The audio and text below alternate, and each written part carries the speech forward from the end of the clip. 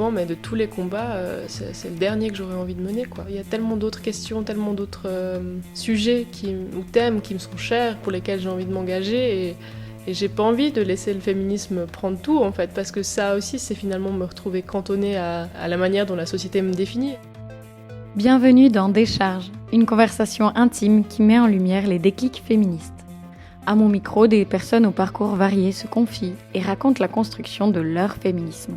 Estelle et moi, on partage pas mal de points communs. Des études en sciences sociales, des racines valaisannes, mais aussi un intérêt pour les questions féministes. Par contre, ça ne se manifeste pas de la même manière.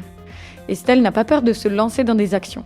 Et cette dernière année, elle l'a passée avec d'autres femmes à organiser la grève féministe du 14 juin en Valais. On leur avait dit que ce n'étaient pas forcément des mots qui passeraient dans le canton, et pourtant 12 000 personnes ont manifesté dans les rues de Sion en juin dernier. Mais si l'engagement paye, il a aussi des coûts. Dans cet épisode, on parle de la nécessité de diversité dans la société, mais aussi de ne pas s'enfermer dans une lutte spécifique, comme de burn-out militant et bien d'autres choses. Bonne écoute! C'est vrai que j'ai un peu aucune idée de la sauce à laquelle je vais être mangée. L'idée, c'est vraiment de faire une discussion libre à propos du féminisme, de tes déclics, et de comment et pourquoi t'en es arrivée à faire plein de trucs qui touchent à ça, dont bosser avec le collectif de la grève féministe en Valais. Parce que, mine de rien, on s'est connus à l'Uni et hyper vite, on a commencé à parler de féminisme. Je sais plus exactement comment et pourquoi, mais je t'ai jamais posé les questions de ce podcast, en fait. De comment t'y étais arrivée et de pourquoi ça t'intéressait, en fait. J'ai l'impression que c'est un questionnement qui a toujours été un peu là. Pas forcément toujours très visible, mais que c'est des questions qui sont là depuis très longtemps, que j'ai peut-être conscientisé et commencé à creuser vraiment quand j'ai commencé mon bachelor en sciences sociales à l'université de Genève. Et que là, vraiment, j'ai commencé à déconstruire plein de choses, à me poser des tas de questions sur tout le fonctionnement de la société. Et je pense que c'est là que j'ai commencé vraiment aussi à poser ces questions sur les inégalités, sur qu'est-ce que ça voulait dire, qu'est-ce que c'est être une femme dans cette société. Et c'était quoi qui ressortait pour toi de cette question ? De ce que ça représente d'être une femme dans cette société ? C'était ne pas avoir les mêmes droits, vraiment devoir être confronté à des inégalités, en fait. Et ça m'a amené à plein de questions, mais il y avait quand même un peu deux niveaux, un niveau très personnel et un niveau plus intellectuel, où je peux me poser un peu ces questions de harcèlement, de se sentir bien dans la ville, comme j'ai fait aussi de la géographie. C'est vrai que c'était très présent, cette réflexion de quelle est la place des femmes dans l'espace urbain, d'où est-ce qu'on peut, comment ça se fait qu'on se sent pas légitime ou à notre place de rentrer tard le soir, etc. Et puis après, avec mes propres pratiques, c'est vrai que j'étais pas non plus à l'aise de rentrer le soir, etc. Et du coup, de me poser la question, pourquoi c'est comme ça, pourquoi est-ce que ma manière de vivre jusqu'ici, est-ce que c'est vraiment comme ça que j'ai envie de continuer de vivre, et puis pourquoi non, quelles solutions on peut trouver pour se sentir mieux aussi, quoi. Et t'as l'impression que tu posais le mot féministe sur tes réflexions au début ? Je pense qu'à ce moment-là, oui, je posais le mot féministe parce que j'étais assez vite baignée dans cette culture féministe à travers que ce soit des podcasts ou des articles, etc. Donc j'étais c'est assez vite des mots que j'ai utilisés, je pense. Ouais. J'ai peu de souvenirs, c'est assez intéressant. J'ai pas le souvenir d'un déclic féministe ou comme ça. C'est plus un processus, je crois. Petit à petit, ça. C'est arrivé, c'est venu comme ça. Mais où tu saurais dire un peu comment t'étais enfant ou autre, ou même, je sais pas, si t'en avais conscience à ce moment-là. Par exemple, moi je sais que vraiment, je me rendais compte que j'avais l'impression d'être différente de ce à quoi j'étais censée ressembler en tant que femme, vu que c'est ce à quoi je m'identifie et autres. Mais je voyais pas les thématiques des inégalités. C'est arrivé aussi avec l'Uni. De ce que je me souviens, j'ai vraiment cette impression de m'être aperçue assez tard, en fait, de cette différence, dans le sens où j'avais bien conscience qu'il y avait des groupes qui restaient plutôt entre filles, des groupes qui restaient plutôt entre garçons, mais moi, j'avais pas l'impression de me poser cette question de qui j'étais, est-ce que j'étais plutôt l'un, est-ce que j'étais plutôt l'autre. Enfin, j'étais aussi, j'avais pas cette question de me définir en tant que fille, en tant que femme plus tard. c'est pas quelque chose que j'ai l'impression a été prégnant à aucun moment. Alors, j'avais vraiment pas ce questionnement, en fait, de me dire est-ce que je suis une fille ou est-ce que je suis un garçon, ou c'était pas non plus une évidence, ça n'a jamais été cette évidence de se dire je suis une fille, et du coup, c'est d'ailleurs toujours pas une évidence, enfin, c'est assez intéressant comme question, mais par contre, on m'a rapporté dernièrement que j'avais ma maman qui me racontait ça, que j'avais décidé de monter une équipe de filles féminines en Valais quand j'étais à l'école primaire.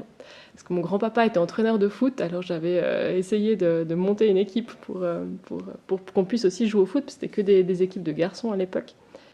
Et malheureusement, ça n'a pas fonctionné parce qu'on n'avait juste pas trouvé assez de monde, mais apparemment, il y avait quand même, en tout cas, une volonté si pas la conscience des inégalités, en tout cas la volonté de pouvoir aussi faire ce que j'avais envie de faire déjà à cette époque-là. Ouais. Je pense que dans les équipes de garçons, on n'avait même pas le droit de jouer, donc il fallait trouver cette solution de créer de nouvelles équipes pour qu'on puisse aussi jouer au foot. Et c'est vrai qu'aujourd'hui, la situation est quand même passablement différente. Enfin, je sais pas si dans mon village, il y a la possibilité pour les filles de jouer, mais on voit qu'il y a de plus en plus d'équipes féminines de football ou d'autres sports, d'équipes qui étaient avant plus masculins, et je trouve ça super, quoi. C'est vraiment chouette de voir que ça change. Ça prend du temps, mais ça change. Ouais. Et tu dirais que ça signifie quoi pour toi d'être féministe ? Ça, c'est toujours une question très difficile, mais c'est de penser qu'on peut accepter tout le monde dans sa diversité. Ça ne veut pas forcément dire qu'on doit tous se ressembler. C'est vraiment cette acceptation de la diversité et de laisser chacune et chacun aussi, à chacune et chacun la place d'être qui veut être, en fait. Ça nécessite évidemment qu'on ait tous les mêmes droits devant la loi, et que ce soit aussi mis en pratique, qu'on puisse avoir les mêmes chances. Mais aussi, je crois que cette dimension que j'abordais avant, de se dire, ben voilà, c'est aussi... c'est pas forcément faire de tout le monde des hommes, c'est pas l'idée. L'idée, c'est vraiment qu'il y ait une place pour chacune et chacun, quoi. Tu dis dans le sens où on dit souvent que c'est être égaux par rapport à... Ça, est-ce que c'est de ça que tu veux parler quand tu dis que de s'identifier à un modèle masculin, etc. Il y a d'une part ça, mais je crois que pour moi, le questionnement, il dépasse aussi le fait d'être femme ou d'être homme. Finalement, est-ce que cette différence, elle est tellement... C'est une différence sur laquelle on fonde énormément de... toute l'organisation de notre société, elle est fondée sur cette différence. Et des fois, je me pose la question de cette pertinence, en fait, de se dire, est-ce que c'est si important ? Il y a plein de raisons qui font qu'on a fait de cette différence quelque chose, un enjeu majeur de l'organisation, que ce soit tous les aspects liés à la reproduction, etc. Mais je me pose toujours la question de comment est-ce que ça pourrait être autrement. Et puis je m'intéresse beaucoup de tout ce qui se passe dans la communauté queer, de se dire est-ce que c'est pas plutôt un spectre aussi de cette masculinité, cette féminité, qu'est-ce que c'est d'être l'un ou l'autre. Voilà, et en même temps, je rencontre des femmes qui me disent, voilà, pour moi, femme, c'est ça, c'est clair, et je me sens bien dans ça, ou des hommes qui se sentent très bien dans ce qu'ils sont, et puis je me dis, c'est pas l'idée, c'est pas non plus de leur dire, non, c'est faux ce que vous êtes. Donc c'est vraiment trouver une manière de pouvoir laisser la place à cette diversité et de l'accepter, de la vivre pleinement, et de s'enrichir de ça. Je crois que c'est intéressant. Non, c'est clair, et puis où je pense que c'est cette binarité super normée et cette dichotomie qu'on a créée, homme-femme, machin, elle enferme aussi, souvent. J'ai l'impression que c'est comme si on avait pris un peu des extrêmes, tu sais, qu'on avait fait « Ah oui, là, c'est pour ceux qui ressemblent plus à ça, c'est pour les autres. » Et où en même temps, il y a de nouveau tout le spectre, tu vois, puis ça nous fait penser en termes de marge, et puis de... ce à quoi c'est censé ressembler, soit la norme, là où on a tous des fluidités ou autres, et puis quand bien même on serait OK avec la norme, il n'y a aussi pas de souci. Ouais, ça, je pense que c'est une grande question qu'on se pose aussi souvent en tant que féministe. Est-ce que si je suis féministe, j'ai le droit de... Est-ce que j'ai le droit d'aimer me maquiller ? Est-ce que j'ai le droit de porter des talons ? Est-ce que j'ai le droit de... peu importe. Et ça, je pense, c'est aussi une question pertinente. Et on se pose souvent la question de à quel point est-ce que j'ai intégré des choses ? À quel point est-ce que c'est vraiment moi qui ai envie de ces choses-là ? Et je pense que c'est pour ça aussi que je parle de cette diversité et de se dire, voilà, en fait, il faut qu'il y ait la place en fait pour que chacune puisse être bien et pouvoir avancer comme elle a envie dans sa vie, quoi. Je me demande si c'est la même chose pour le coup pour tout le monde, mais j'ai l'impression qu'en tant que féministe, parfois tu as la double peine, dès lors que tu es identifiée comme telle par d'autres personnes ou autres. C'est que si tu fais quelque chose supposé être une norme intériorisée ou machin, quand bien même ça te fait très plaisir, tu vois, je sais pas, si on reprend le maquillage ou autre, il y a peut-être des gens qui vont te dire, ouais, mais bon, t'es féministe et puis tu reproduis ce schéma selon lequel tu te mets en valeur pour autrui, alors que, non, peut-être juste tu te trouves méga cool avec du fond de teint et c'est ok aussi si t'en as envie. Et je trouve que ça, c'est fou comme on va toujours, comme si c'était jamais assez, tu sais. Soit trop, soit pas assez. Et je pense que ça, c'est intéressant parce que moi, je le vis en tout cas à la fois des fois de l'extérieur, mais aussi de l'intérieur où tu te poses, où j'ai des périodes où je me dis, mais voilà, est-ce que je peux vraiment faire, si je me dis féministe, est-ce que je peux vraiment faire ça, ça, ça et ça, ou en fait non, parce que c'est justement des normes intégrées, etc. Et je pense que autant le questionnement il est intéressant, le questionnement des normes, autant de vouloir absolument être dans le jugement de ces pratiques, constamment, c'est pas forcément quelque chose de simple. C'est déjà, rien que le questionnement lui-même, il prend beaucoup d'énergie et souvent c'est des questions auxquelles t'as pas vraiment de réponse. C'est pas noir ou blanc, oui, c'est peut-être intériorisé et en même temps c'est quelque chose que t'aimes faire. C'est pas forcément soit l'un soit l'autre, c'est pas forcément clair. Qu'est-ce qui est le plus, lequel des deux est le plus important dans la balance, mais qu'il faut avoir en tête, je pense, de pas se mettre trop la pression finalement de ce que, de ce que ça implique être féministe. Je sais pas si toi ça te le fait aussi, mais moi j'ai l'impression que si je dis quelque chose de mal, et c'est ce qui a fait que pendant longtemps aussi j'ai pas sorti ce podcast parce que je me sentais pas légitime, parce que j'ai pas lu Simone de Beauvoir, parce que j'ai pas fait ci, parce que j'ai pas fait ça, parce que très certainement que parfois j'ai des bugs mais j'apprends. Mon but c'est d'être toujours en processus, mais j'ai l'impression que en tant que personne féministe, parfois on va d'autant plus aller dans des fights même internes, tu vois, sur certaines thématiques. Et je me pose un peu la question de comment juste faire front commun. Un des enseignements là que je garde aussi de la mobilisation de la grève du 14 juin, c'est la bienveillance en fait qui est nécessaire. Parce qu'on a tous nos chemins particuliers qui nous ont amenés à tel moment à nous rencontrer, à travailler ensemble. Mais on n'a pas la même compréhension des choses, on n'a pas forcément les mêmes intérêts. Même si on est féministe, on reste des personnes différentes. Je veux dire, ça ne veut pas dire que tous les féministes sont d'accord sur tous les autres sujets de société ou d'organisation, peu importe. Et je pense vraiment d'être d'avoir... Je pense qu'il y a cet équilibre entre légitimité, il faut se légitimité et de l'autre côté, il faut avoir la modestie de dire je sais pas tout, j'apprends encore en fait. Et d'être dans cet apprentissage constant, mais de pouvoir quand même... réussir à tenir ses positions, ou en tout cas, pas forcément à les tenir, mais à les développer, à les expliquer et à échanger avec les autres, parce que c'est dans l'échange qu'on s'enrichit. Et ça t'a beaucoup apporté quand tu bossais avec le collectif de la grève valaisanne? Est-ce que tu pourrais expliquer un peu qu'est-ce qui s'est passé? Est-ce que ça a changé ton féminisme de faire ça? Est-ce que mon féminisme a changé? Il a certainement été très influencé. Pour l'instant, j'avoue que je pense que j'ai encore tellement à digérer aussi de cette mobilisation du 14 juin que j'aurais de la peine à voir vraiment les changements.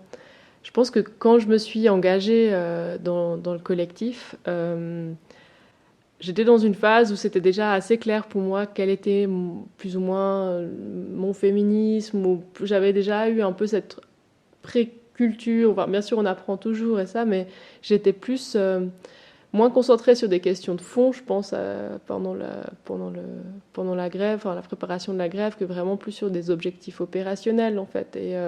Et donc, j'ai beaucoup moins lu, en fait, pendant cette période-là. J'ai l'impression d'articles vraiment sur le féminisme que ce que je pouvais faire avant, parce que finalement, c'était un peu moins le temps de la réflexion et plus le temps de l'action. Est-ce que c'était clair pour toi que tu avais envie de faire partie du collectif pour organiser la grève féministe du 14 juin? Et est-ce que c'était clair pour toi direct de la faire en Valais? Alors non. Ça a été un peu non, les deux.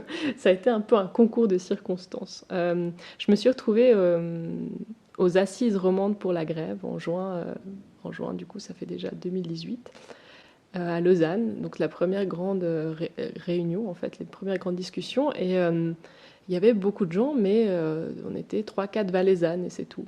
on s'est posé la question, ben voilà, qu'est-ce qu'on fait en Valais? Enfin, on s'est dit, il faudrait quand même voir ce qui se passe. Et du coup, il y a eu cette volonté déjà de mettre un peu autour d'une table différentes personnes qui pourraient être intéressées à faire quelque chose en Valais pour qu'ensemble on voie un peu mieux, voilà, c'est quoi la situation, qu'est-ce qui est possible. Et moi, j'étais vraiment partie dans l'idée de me dire, voilà, je mets les gens en contact. Moi, j'habite à Fribourg, j'ai pas forcément envie de me retrouver à faire des trucs en Valais. Mais voilà, il faut quand même... voilà, j'étais là, donc j'ai un peu... ça tient aussi un peu à moi, ce qui se passe quelque chose, parce qu'il faut au moins passer le témoin et qu'il y ait une discussion qui se crée. Et on a eu le premier événement, enfin on a eu cette première réunion, on a discuté, puis on s'est dit, bon, bah, il faut quand même qu'on ait un public un peu plus large que ces 8 personnes réunies autour de la table. Du coup, on a organisé un premier événement, un ciné-débat à Sion. Et là, on savait pas, on s'est dit, bon, si on est une vingtaine, c'est chouette, quoi. Et puis on s'est retrouvé à plus de 100 ou 150, je sais plus, mais la salle était pleine, il n'y avait plus de chaises, plus rien du tout. Et vraiment avec une demande de la part des gens. Et on nous avait dit, ouais, vous pouvez pas vraiment parler de féminisme, enfin, c'est pas des mots qui passent en Valais, il faut trouver autre chose. Et non, en fait, les gens étaient super réceptifs. Et on a eu une discussion d'une qualité incroyable où finalement... on avait des femmes aussi d'une 60aine d'années ou plus qui prenaient la parole et qui disaient moi j'en ai marre de la situation, j'en ai marre. Et au niveau politique, ça sert à rien, ça change pas. Les manifs, ça sert à rien, ça change pas. Je veux des actions plus radicales. Et quand c'est ces femmes-là qui nous ont dit ça, je crois que ça nous a vraiment fait un déclic aussi de se dire mais il y a vraiment, vraiment quelque chose à faire. Et voilà, de me dire bah ouais, il y a vraiment cet élan, il y a quelque chose à faire. Et puis je me suis retrouvée un peu embarquée dans l'aventure. Cet engagement, je me suis un peu dit, voilà, j'avais un peu cette impression qu'il y avait une fenêtre d'opportunité à saisir, qu'on ne pouvait pas rater, en plus, et d'autant plus en Valais, de se dire, voilà, maintenant, ça fait, avec MeToo, etc., on parle de plus en plus de féminisme, c'est vraiment maintenant qu'il faut marquer le coup pour qu'il y ait dans les prochaines années vraiment des changements concrets. Donc c'est vraiment dans cette optique aussi que je me suis engagée. Et où t'as fait quoi dans, justement, ce collectif de la Grève valaisanne? Ouais, c'est difficile de définir ce que j'ai fait, mais je dirais un peu de la coordination. Il a fallu déjà dans un premier temps permettre à des gens de se rencontrer, de mettre en place un peu un collectif. Et puis on a voulu quelque chose d'organisé de manière très horizontale, donc il a fallu aussi qu'on apprenne un peu tout ensemble ce que ça voulait dire, aussi que chacune qui avait un projet devait aussi se donner les moyens de le réaliser. C'était cool de se mettre en contact avec d'autres gens, mais que c'est à chacune de le porter, ou en tout cas de le porter ensemble, mais qu'il faut prendre chacune un peu les devants. Et voilà, ça a pris du temps et c'était incroyable. Tu l'as vécu comment le jour même de la grève? Le jour du 14 juin, eh bien, je me suis réveillée et je me suis dit, j'aimerais que ce soit ce soir. Je sais, c'est triste.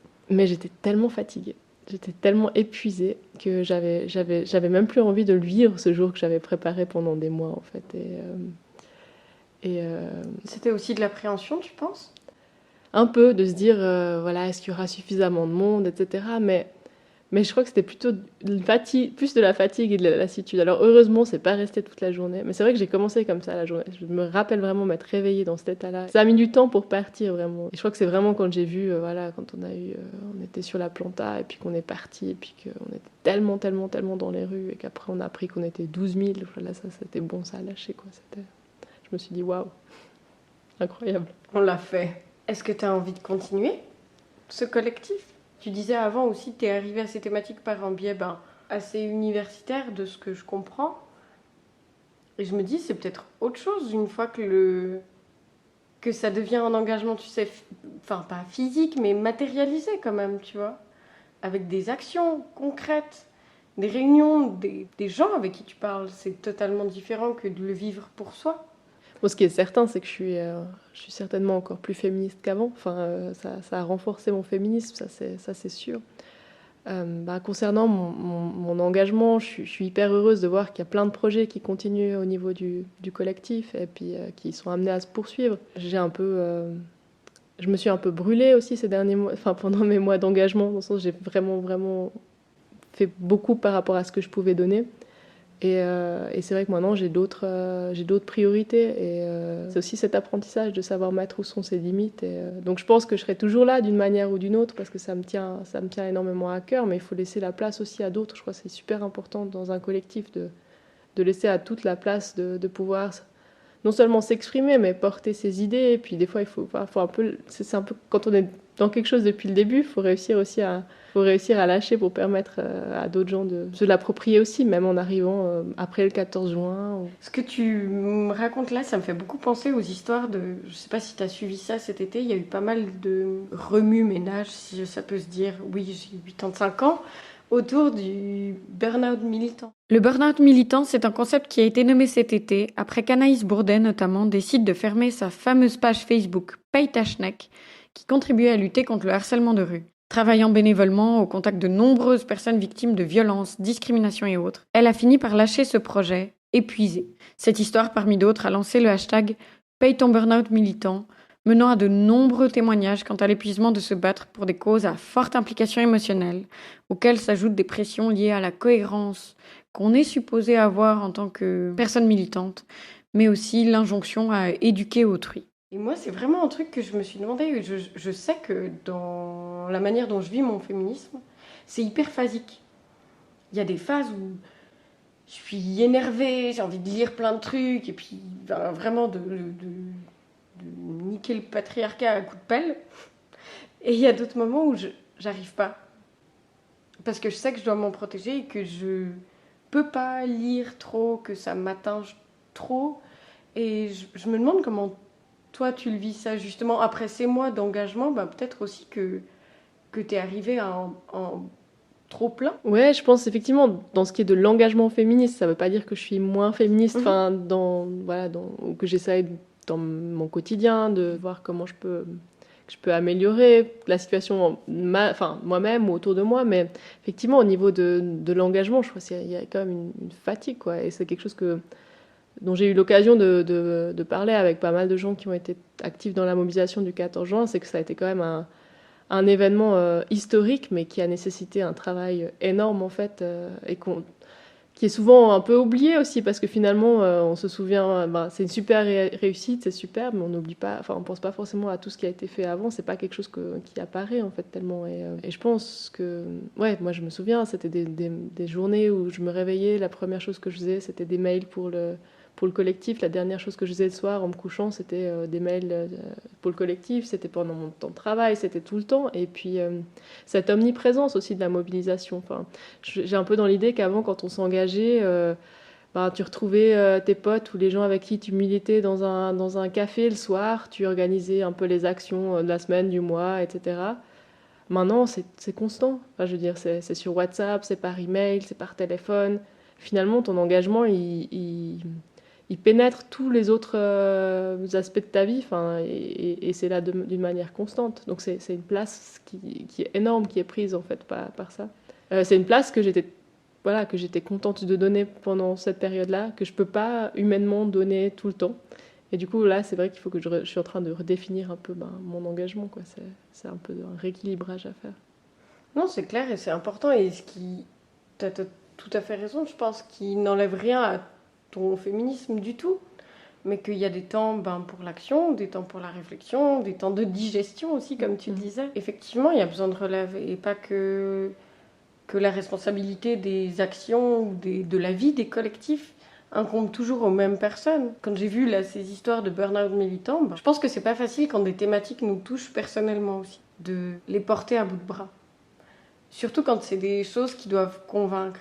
Et j'ai l'impression que là, c'était aussi encore le cas avec la grève du 14 juin. Où il fallait montrer patte blanche, tu sais. Il y a ça, et puis finalement, je me suis dit souvent, mais de tous les combats, c'est le dernier que j'aurais envie de mener, quoi. Parce que, ouais, justement, t'es en train de légitimer ta propre place dans une société, finalement. Et qu'il y a plein d'autres causes qui me tiennent à cœur, pour lesquelles je m'engage, et pour lesquelles j'ai l'impression que ça reste plus facile de m'engager, parce que il y a cette distance que j'ai moins, en fait, avec les questions féministes. Et ça aussi, c'est quelque chose, c'est de me dire, moi, il y a tellement d'autres questions, tellement d'autres sujets ou thèmes qui me sont chers, pour lesquels j'ai envie de m'engager, et j'ai pas envie de laisser le féminisme prendre tout, en fait, parce que ça aussi, c'est finalement me retrouver cantonnée à la manière dont la société me définit. Et donc, de donner au féminisme la place qui lui revient, c'est aussi toute une question, en fait, de se dire, en fait, moi, il y a plein d'autres... il y a d'autres choses qui sont importantes pour lesquelles j'ai envie de m'engager, Et le féminisme n'a pas le droit de prendre toute la place, en fait, je crois. Ça, c'est important. Moi, je me suis retrouvée avec des moments où mon fil d'actualité était complètement inondé de nouvelles féministes. J'avais plus rien d'autre que ça. Et j'ai dû faire un tri. J'ai été faire le tri de tout ce qui concernait pas forcément, par exemple, le 14 juin, si c'était avant, pour me dire, mais en fait, j'ai pas l'énergie, j'ai besoin de voir autre chose. Je peux pas être cantonnée dans cette bulle ou voir la vie uniquement par ce prisme-là. Il me faut d'autres.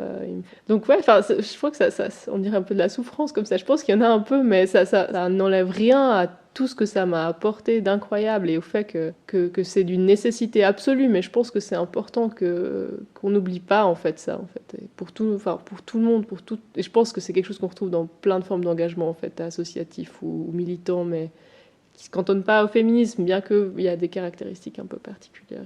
Non, c'est clair, et puis ça montre aussi que derrière des mobilisations, il y a aussi des gens, et c'était des mois et des années, et puis où tu peux pas t'extraire de ton vécu. N'empêche que derrière, tu as tes ressentis, et puis que c'est clair que si ça colonise ta vie, c'est peut-être pas forcément hyper bon. Ouais, moi je pense qu'il y a une double, il y a là une double dimension. Il y a à la fois le féminisme en lui-même comme thématique, qui est quelque chose qui prend quand même énormément, parce que c'est de la lutte. Enfin, ça reste une lutte, et une lutte, par définition, c'est coûteux en énergie.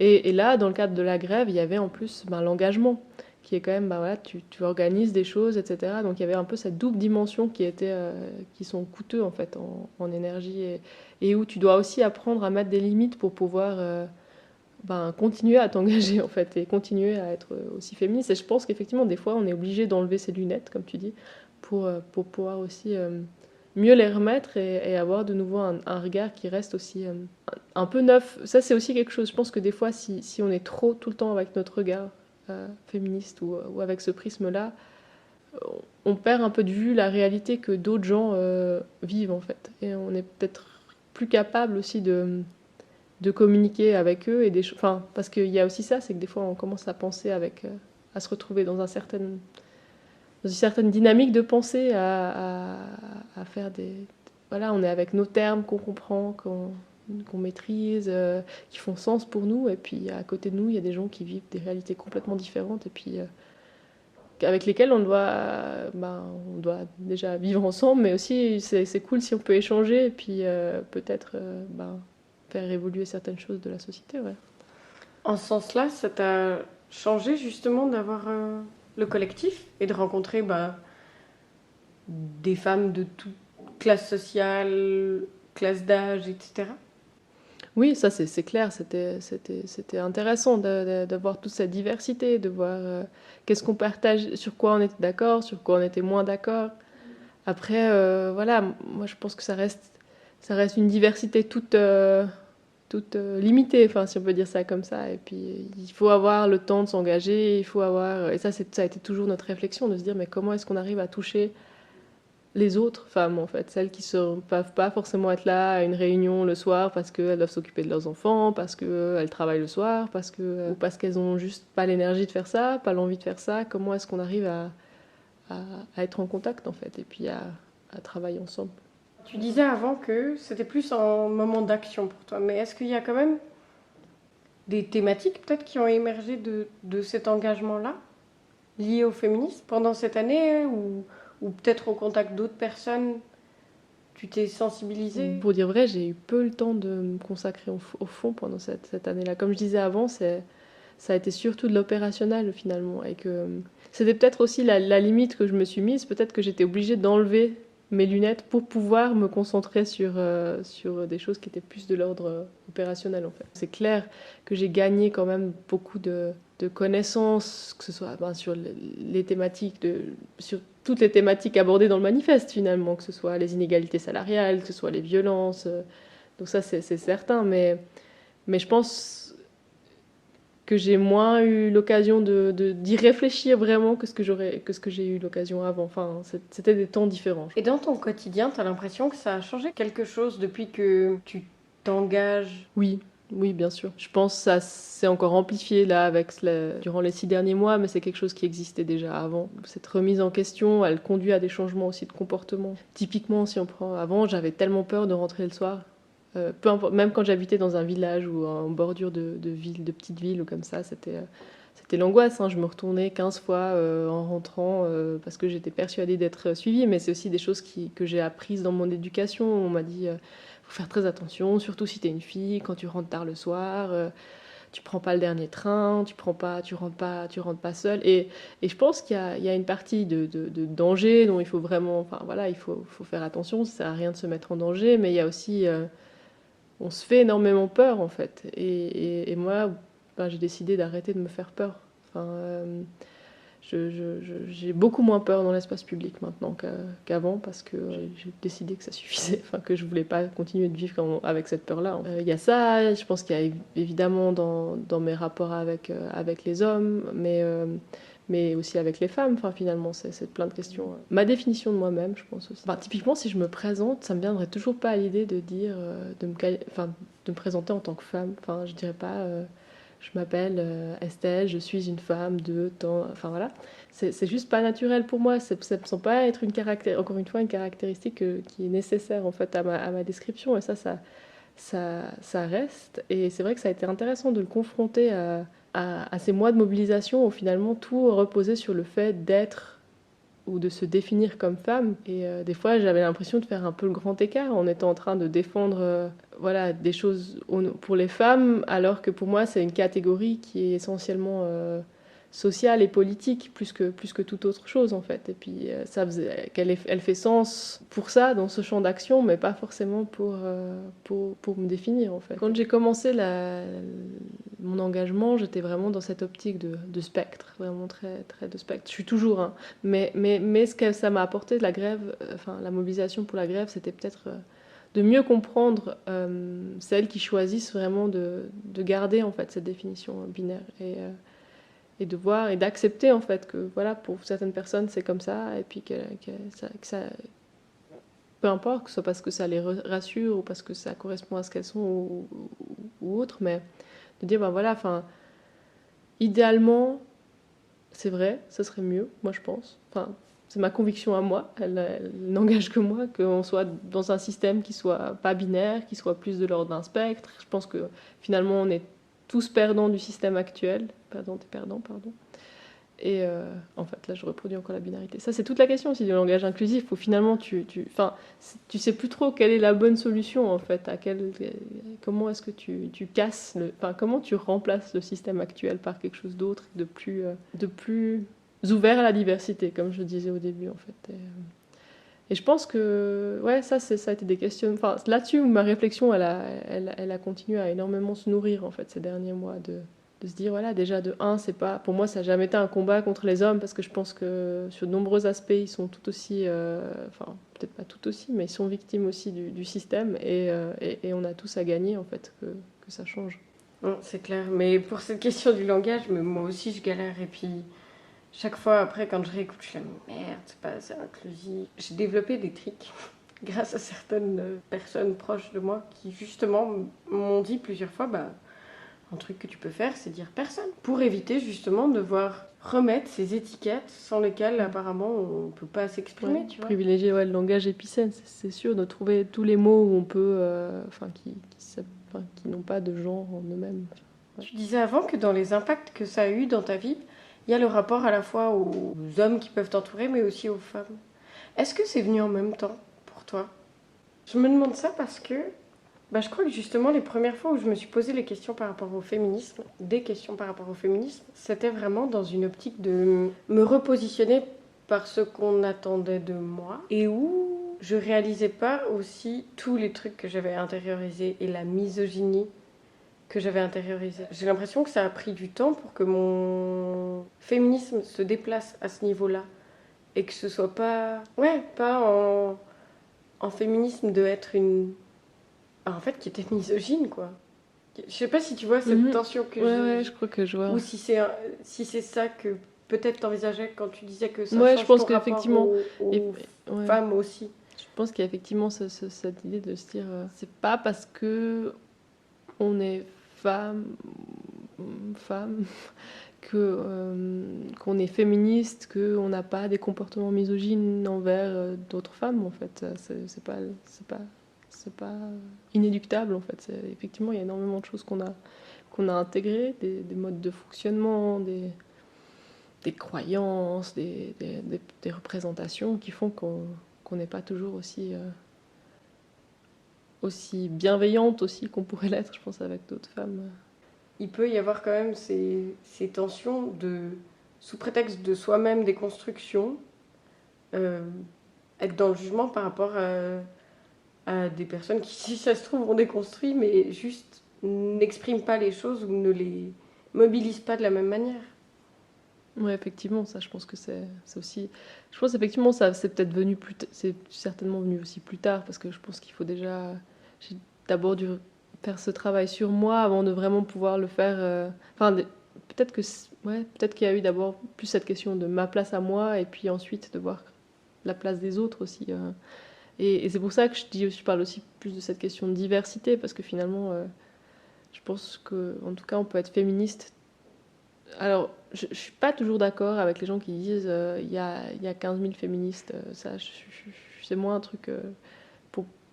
Je pense qu'effectivement, il y a des différences, mais qu'il y a quand même un principe de base, enfin, un peu, un corpus un peu commun, en fait, assez différent au féminisme. Par contre, je pense que le féminisme, dans la manière dont il se pratique, il est complètement... il peut être très, très différent, en fait. Et, ouais, enfin, je sais pas, mais c'est question de définition que je trouve relativement compliqué finalement de se dire. Et ce que j'ai trouvé assez intéressant en fait dans la mobilisation en Valais, c'est que on s'est peu posé la question de se dire voilà c'est quoi être féministe ou c'est quoi parce qu'il y avait comme un espèce de consensus quand même sur ce que c'était et de comment on voulait se mobiliser, etc. Donc il y a pas vraiment eu de... Il y a eu des fois des discussions, etc., mais ça n'a jamais été...